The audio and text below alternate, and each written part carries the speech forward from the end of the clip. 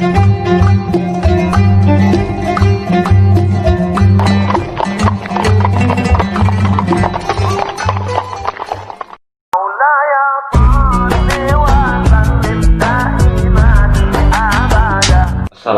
warahmatullahi wabarakatuh. Assalamualaikum warahmatullahi wabarakatuh. Kembali lagi bersama saya, Ajis. Nah, kali ini saya ditemani dengan sosok yang tak asing lagi di desa kami lah, ibaratnya Bapak Unan, Ustadz Unan Official.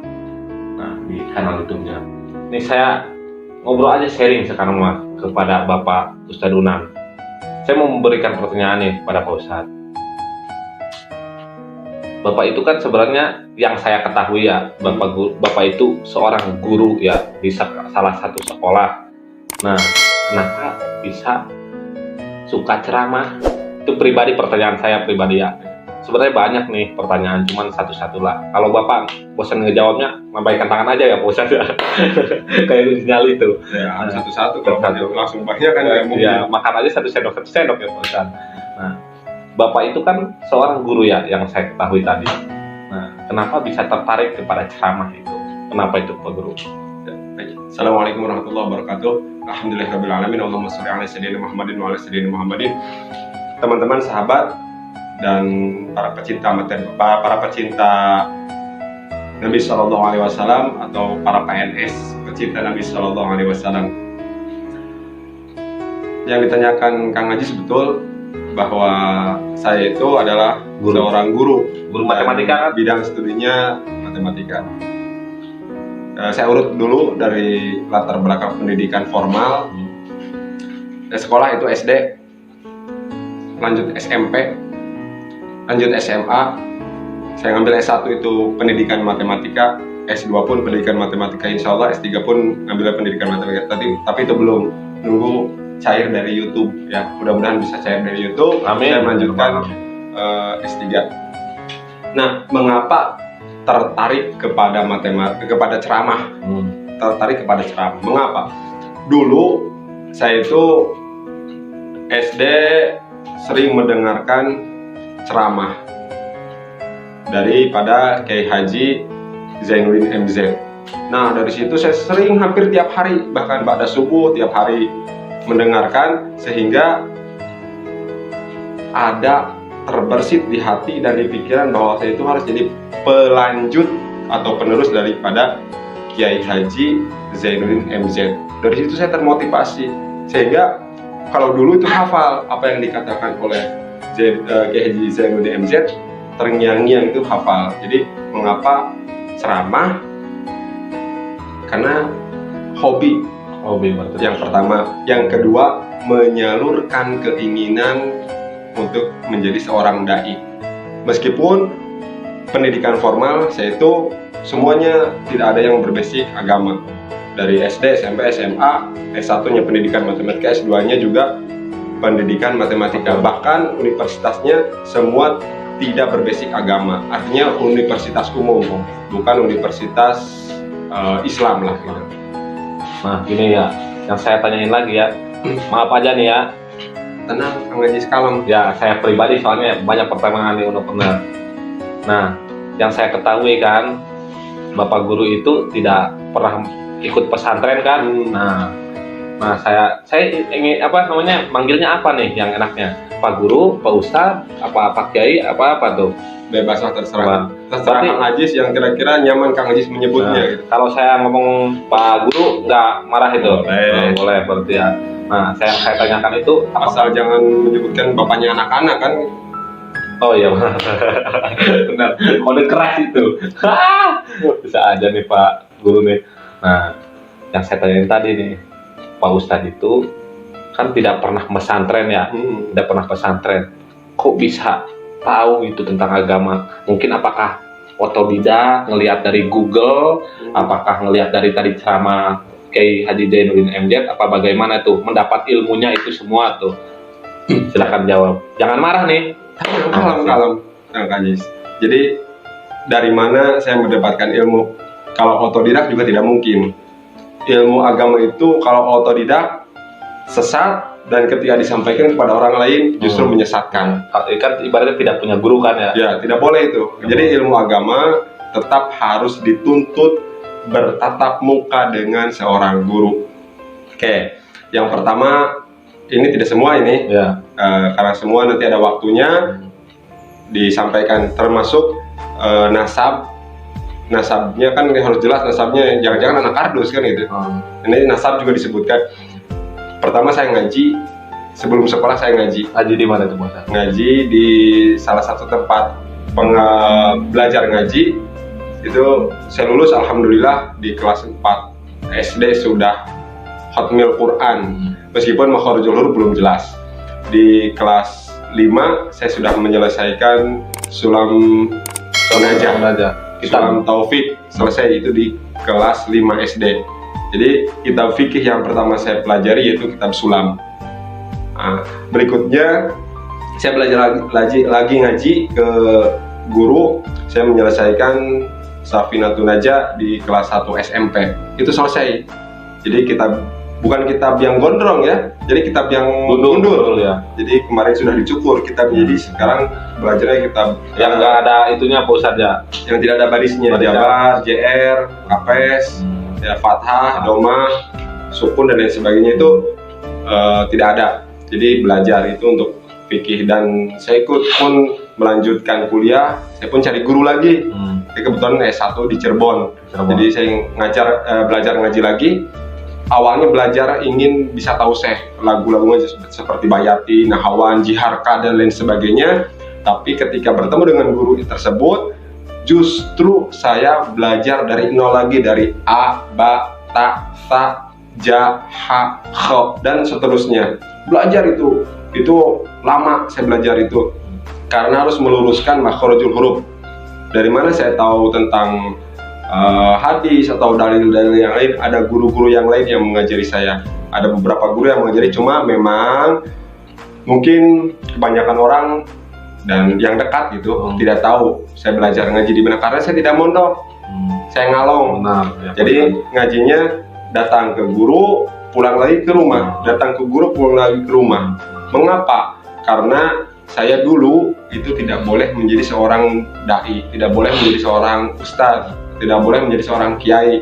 Mengapa? Karena orang tua saya menganggap bahwa kiai, ustadz itu hanya bisa meminta.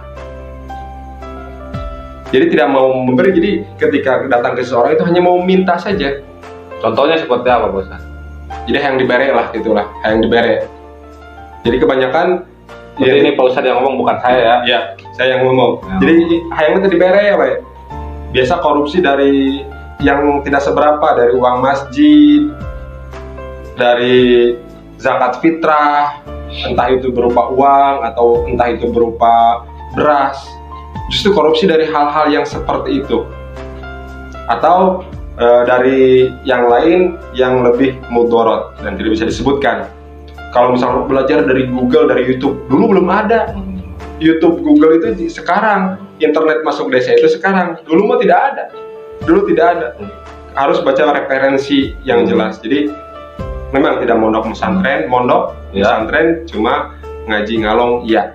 Jadi ibaratnya di pikiran saya itu, wah katanya orang sok-sokan nih, nggak mondok, nggak pesantren, nggak punya guru, sok-sokan pengen ceramah gitu. Bisa apa katanya, itu ngajarin orang yang lebih tua ini. Menurut saya itu Pak Ustadz ya, nggak tahu menurut orang lain ya. Saya hanya unek-unek saya sendiri aja Pak Ustadz ya. Benar. Pak Ustadz. Jadi kalau misalkan tidak ada guru, pasti sesat juga akan menyesatkan orang lain. Jadi harus ada gurunya. Berarti ada gurunya Pak Ustadz ya? Ada. Tapi tidak bisa disebutkan Pak Ustadz. Nanti di episode berikutnya saya sebutkan, Ya, benar, termasuk dengan nasab. Jangan-jangan ini anak kardus atau ini jangan-jangan anak botol. Iya, Jadi orang tua saya kata, insya Allah saya sebutkan, gitu ya. Nah nih ya, pertanyaan saya lagi nih ya, mengapa Pak Guru ini membuat channel di YouTube? Dari dulu kan pernah ngomong sama saya nih, pernah ngomong katanya, "Jis, ngapain lu bikin channel YouTube?" katanya. Kata saya tuh ya buat iseng-iseng aja, buat humoris-humoris, kata Pak Guru tuh katanya. Ya udah deh, nggak apa-apa. Yang penting jangan menyinggung perasaan orang lain. Iya betul, saya tuh. Alhamdulillah saya di konten saya mungkin ya nggak menyinggung perasaan. Kalau menurut saya, nggak tahu deh menurut orang-orang mah.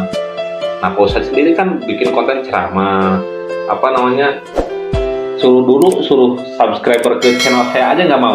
Pak Guru, subscribe ke channel saya, nggak mau, ngapain katanya. Oh ya udah deh. Nah, sekarang ngikutin jejak saya. Apakah pingin eksis terkenal apa gimana tuh? Pingin eksis ya di mana-mana, kayak di iklan tuh, pingin eksis di mana-mana. Mana kalau ceramahnya lagi nih, suka di gunung, di hutan, kalau enggak di sungai-sungai, mau ngapain itu, mau mancing di sungai ya. Di gunung, mau ngapain, mau mendaki gunung. Nah, kadang-kadang suka di bawah pepohonan itu, mau ngapain itu, coba. Kadang di sawah, mau bercocok tanam itu di sawah, ada aja.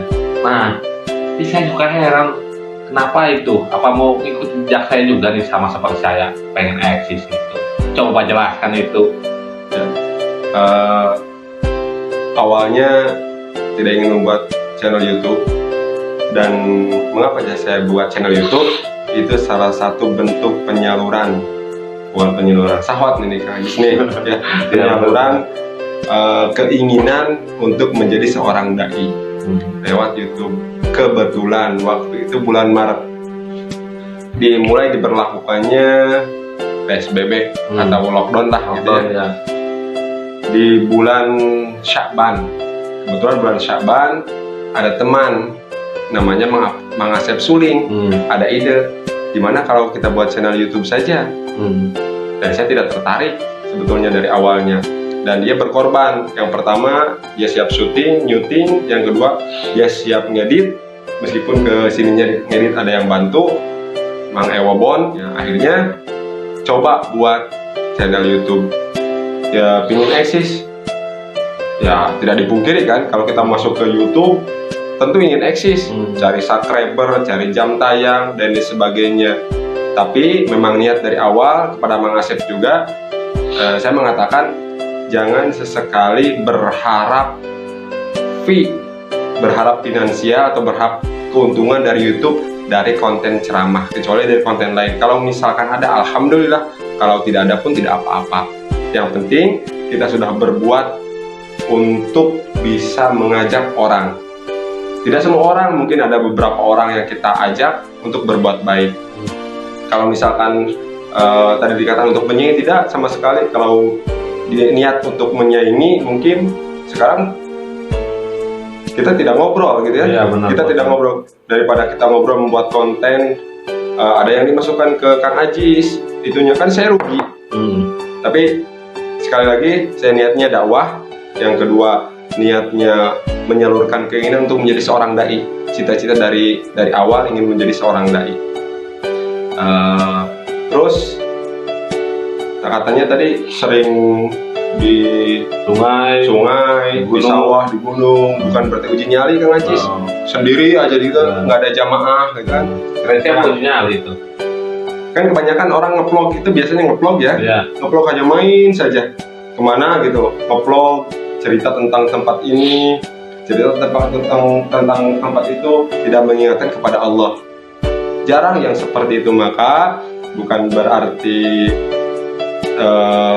ada kan, kalau jamaah jelas ada yang menonton itu kan jamaah juga ya. Di tempat-tempat itu sendiri, kalau orang lain membuat vlog ke tempat-tempat yang pemandangannya bagus, sendiri saja dan tidak ada ceramah, maka saya bermain dan mengingatkan orang kepada Allah gitu. Terus keindahan berarti pusatnya. Ya, apakah ada pengajian yang rutin? Ada pengajian yang rutin. Saya pun bahas kitab Al-Hikam malam Selasa di Musola As-Salam. Malam Selasa ba'da maghrib sampai menjelang Isya. Itu ada jamaahnya, ada 1-2 lah, adalah 1-2 orang alhamdulillah. Dan Al-Hikam kan kitab tasawuf, mengingatkan kepada ketauhidan. Apakah itu ada gurunya? Jelas ada. Kalau kita baca kitab Al-Hikam, kitab gundul, kalau tidak ada gurunya liar. Nah, ini maksudnya gitu kan. Apakah belajar juga ilmu balaghah, ilmu bahasa? Belajar meskipun masih dalam proses. Karena dulu belajar juga cuma sedikit, kosakata masih sedikit, lain sebagainya juga masih sedikit. Sekarang belajar, meneruskan belajar. Apakah kitab-kitab yang orang lain juga belajar? Ya, seperti Jurumiyah, Alfiyah, nahwu, shorof dan lain sebagainya. Tapi saya juga belajar dari kitab modernnya. Maksud modern itu kitab yang muncul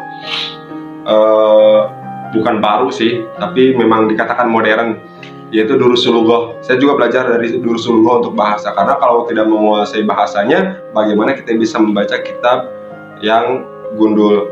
Jadi itu mengapa saya selalu sendiri, bukan menyaingi orang lain juga, bukan. Oke. Jadi kita sama-sama berjalan ngeplong, tapi ada hal yang membuat orang ingat kepada Allah dan kepada Rasulullah Shallallahu Alaihi Wasallam. Itu takutnya Pak Ustadz itu bukan channel YouTube tuh mau menyaingi saya. Kalau saya sih silahkan aja Pak Ustadz, yang namanya juga di dunia maya ya, mau diterima masyarakat atau enggak ya. Kalau kita bermain di YouTube ya Pak Ustadz, harus siap menerima baik itu hujatan ya Pak Ustadz ya, mau itu berupa komen-komen yang kurang baik atau negatif, kita harus siap Pak Ustadz ya menerimanya. Itu ya namanya juga di dunia maya lah Pak Ustadz. Tapi tenang saja, insya Allah ketika kita menyampaikan kebaikan, hiburan, dan tidak mengecewakan atau memberi sakit kepada orang lain dalam bentuk perasaan, insya Allah ada pahalanya juga. Kita Kang Ajis di channel YouTube-nya mungkin hiburan atau film pendek, saya ceramah. Dan kalau misalkan kan tadi disebutkan guru matematika atau misalkan seorang pendidik atau pengajar bidang matematika, apakah ada channelnya? Ada, tapi jangan disebutkan di sini. Atau boleh? Ya terserah Pak Guru aja lah. Nah, kalau misalkan itu keilmuannya mana nggak dipakai, ilmu matematika, ada di channel YouTube-nya Singa Matematika ini, di sini boleh. Tidak di-subscribe juga tidak apa-apa, tonton juga boleh, ditonton juga boleh. Tidak apa-apa gitu ya. Mau di-subscribe silahkan, tidak di-subscribe juga silahkan. Channel yang lain pun banyak membahas tentang matematika, tapi itu penyaluran daripada bukan bakat, daripada hasil pendidikan. Dan mengapa harus ke YouTube membuat ceramah atau konten matematikanya? Kenapa? Jejak digital agak susah untuk dihapus. Kita kan harus berkarya. Orang itu dikenang karena karyanya, karena kreasinya.